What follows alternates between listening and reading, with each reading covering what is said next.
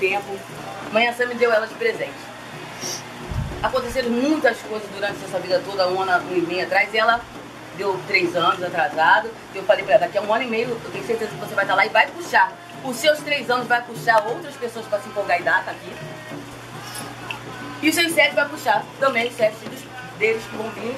Esse é o meu primeiro 7 anos, com muito orgulho, que mãe Ansã me deu de presente. Uma mulher de fé. Uma mulher que tudo que meu santo fala, ela faz. Verdade, sem olhar pra trás. Assim como eu faço tudo que o santo do meu pai de santo fala. A Renata, eu falo sempre pra você, puxou pra mim, você puxou pra mamãe. Outro dia eu falei pra ela, você se chama Renata Queiroz. E meu nome é Adriana Queiroz.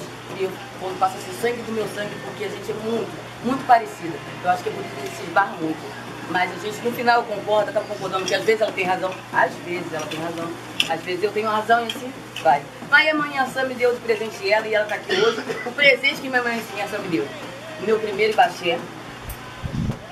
Então hoje, pelo meu apelo, eu queria dizer pra você que eu te amo, do fundo do meu coração. Quero agradecer tudo que você faz por mim, fora a parte do orixá, tudo que você faz por mim pelo orixá, o respeito verdadeiro que tens por mim. Vive me copiando porque quer ser muito parecida comigo. É, me escutar não faz caramba. E essa confiança toda que você tem nos meus espíritos.